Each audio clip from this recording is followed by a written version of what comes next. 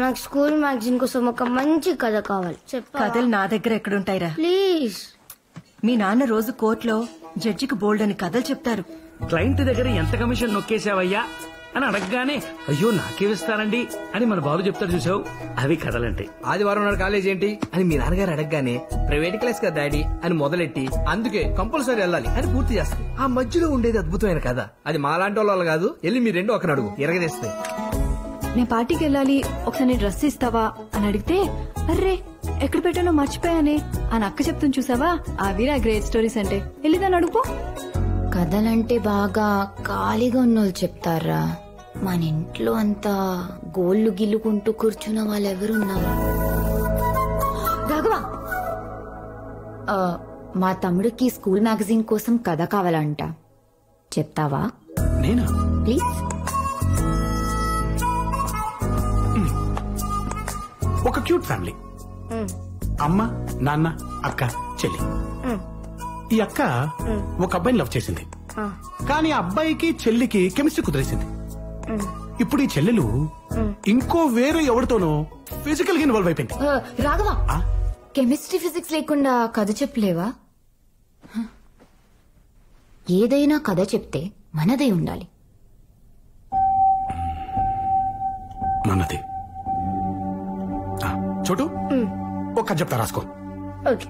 ఈ కథ పేరు మొండి కత్తి. అనగనగా కోసల అనే రాజ్యం ఉండేది. ఆ రాజ్యానికి నాగార్జునుడు రాజు. పక్కనే ఇంకో రాజ్యం ఉంది. ఆ రాజ్యం పేరు పాంచాల దేశం. ఆ రాజ్యానికి బసిరెడ్డి బసవేశ్వరుడు అనేవాడు రాజుగా ఉండేవాడు. ఈ రెండు రాజ్యాలకి గత 30 సంవత్సరాలుగా ఒక సుదీర్ఘమైన యుద్ధం జరుగుతోంది. నాగార్జునుడు గురుకులం పూర్తి చేసుకుని తిరిగి వస్తున్న అతని కొడుకు రాఘవుడిపై రెండు రాజ్యాలకి మధ్యలో ఉన్న తపతీ నది వంతెన దగ్గర పాంచాల దేశపు సైనికులు దాడి చేశారు. ఆ దాడిలో రాఘవుడి తండ్రి నాగార్జునుడు మరణించాడు. కాని రాఘవుడు తన ఒంటిపై పడాల్సిన కత్తిని సగానికి విరిచి మొండి కత్తితో తపతీ నదిని దాటి అక్కడే దగ్గరలో గట్టి పొదల్లో ఉన్న బసవేశ్వరుడి కంఠంలో ఈ మొండి కత్తిని దించాడు. రక్తం, శవాలు, ఏడుపులు, యుద్ధం తర్వాత కనిపించే దృశ్యాలివే. తన తర్వాత తరాలకి దుస్థితి పట్టకూడదని రాఘవుడు పార్టీ అదే తన దేశపు మంత్రితో మాట్లాడి రాజ్యాన్ని కత్తిని వదిలేసి వెళ్ళిపోయాడు. యుద్ధం ఆపాలంటే అవతలి దేశపు మంత్రితో మాట్లాడాలి కదా. మనల్ని ఇష్టపడే వాళ్ళని ఒప్పించకర్లేదు, మనతో గొడవ పడే వాళ్ళని ఇష్టపడక్కర్లేదు. సో ఈ స్టోరీలో హీరో తన వాళ్ళని లవ్ చేయాలి, అవతలి వాళ్ళని కన్విన్స్ చేయాలి.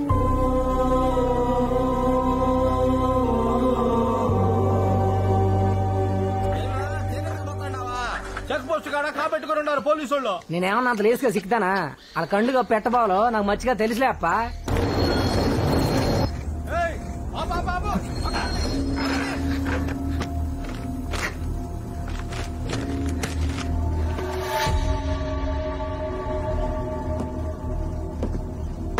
ఏమనిచ్చిరా?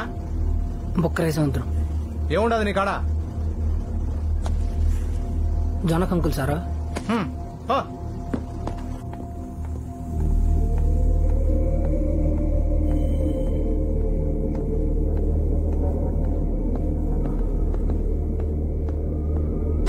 గురుగారు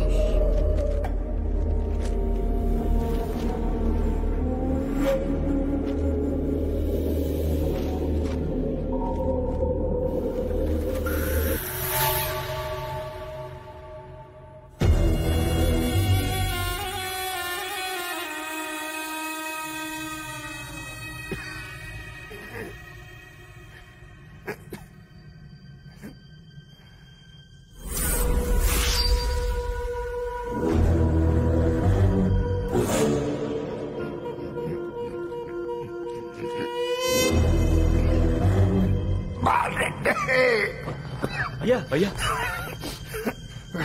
బాలరెడ్డి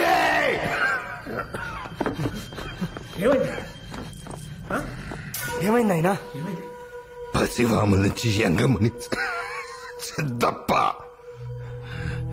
గోపాల్ చెరువు నుంచి సోబు లాలప్ప, పూర్మాల నుంచి సీనయ్య జక్కయ్య,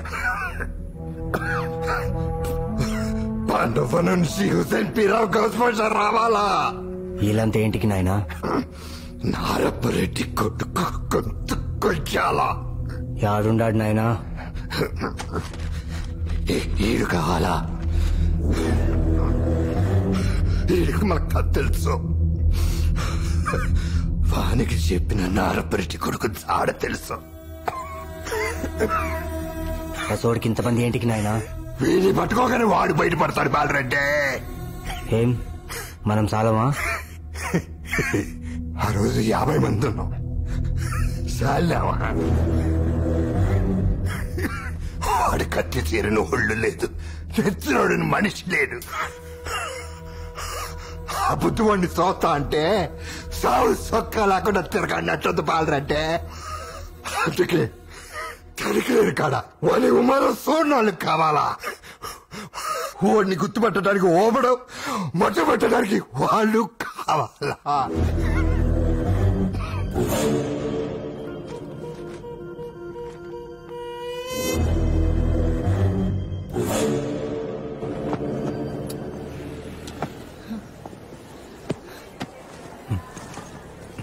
ఆంథ్రోపాలజీ అంటే ఈజీ అనుకున్నా.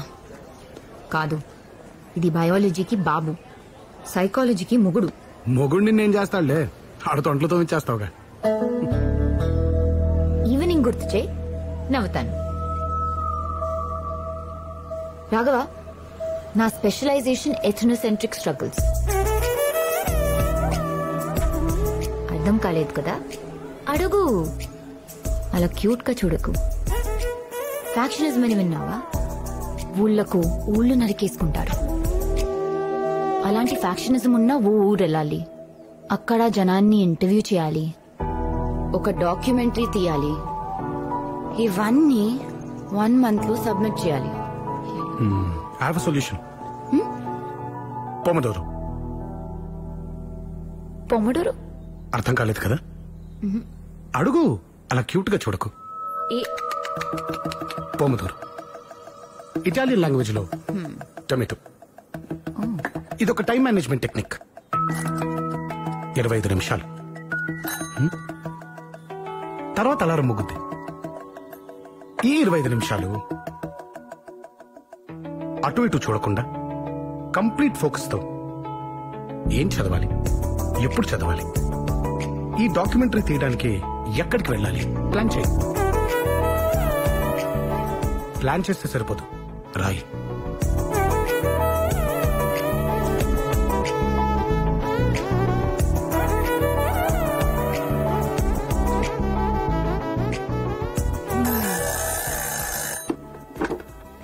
Pomodoro worked.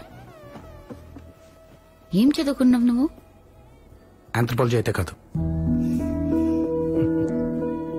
మీ ఫాదర్ మెంటల్ గా చాలా స్ట్రాంగ్ అయి ఉండాలి. నేను చూస్తే అనిపిస్తుంది.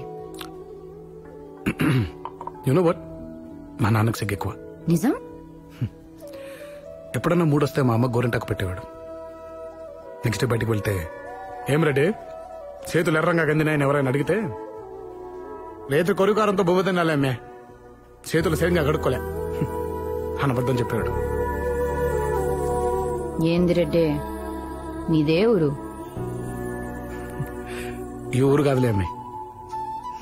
దొంగవి నువ్వు, దొరకవు. కాలేజ్ అయ్యాక మళ్ళీ రేపు కలుద్దాం ఇక్కడే, కానీ ఇలా.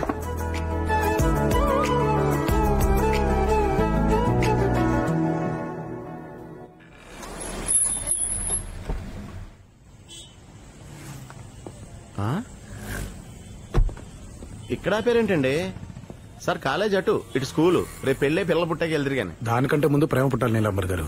అది పుట్టాలంటే పూలు కావాలి.